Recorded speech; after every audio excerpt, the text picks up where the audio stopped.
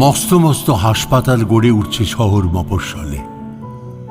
ঝকঝকে চেহারা, তকতকে পরিচ্ছন্নতা, পাঁচতারা হোটেল সুলভ গাম্ভীর্য, ভারী চেহারার নামী ও দামি ডাক্তার, ফুরফুরে নার্স, ঝলমলে মেডিকেল স্টোর।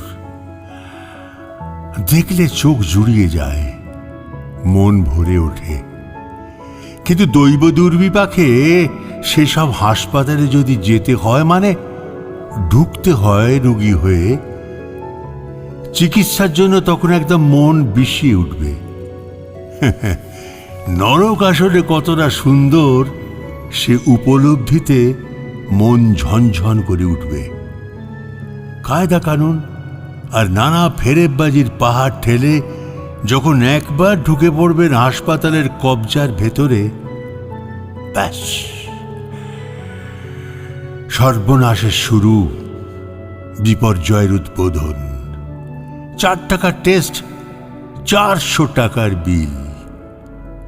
থাকার জন্য কয়েক হাজার, খাবার জন্য আরো কয়েক হাজার, ডাক্তারের কয়েক হাজার, শুধু ওষুধের জন্য আরো হাজার হাজার। সব শেষে না, সহজে শেষ হয় না কিছু। এসব দামি ও নামি হাসপাতালে চিকিৎসা হতেই থাকে, চলতেই থাকে।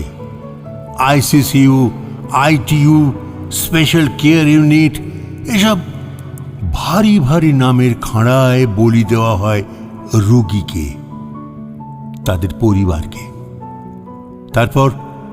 তারপরও সে রোগ যে পুরোপুরি সেরে যাবে তার কোনো গ্যারেন্টি কেউ দেয় না।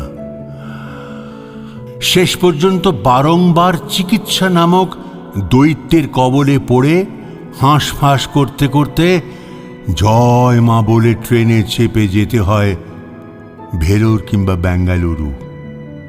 সেখানকার ডাক্তাররা বঙ্গদেশের চিকিৎসাকে থুতু ফেলার মতো ছুঁড়ে ফেলে নতুন করে সব টেস্ট করে নতুনভাবে চিকিৎসা শুরু করেন, এবং অনেক অনেক কম খরচ, অনেক ভরসা, অনেক বন্ধুত্বপূর্ণ ব্যবহার, অনেক স্বস্তিতে ও শান্তিতে রোগী ভালো হয়ে ওঠে।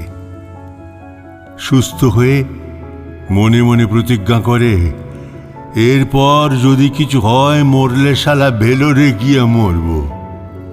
এখানকার এই বরাহ তনয়দের খপ্পরে আর নয়। বাপ রে, এই ছবিটা চলছেই, কারও কোনো মাথা ব্যথা নেই।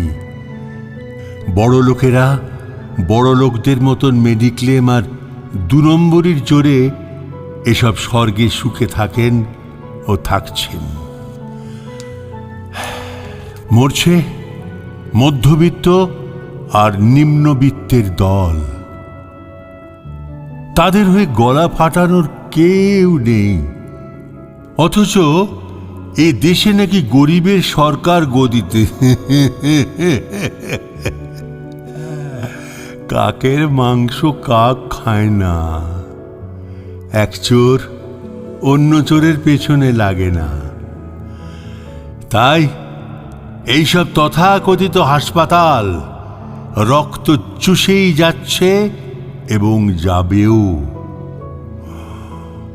এর নাম উন্নয়ন।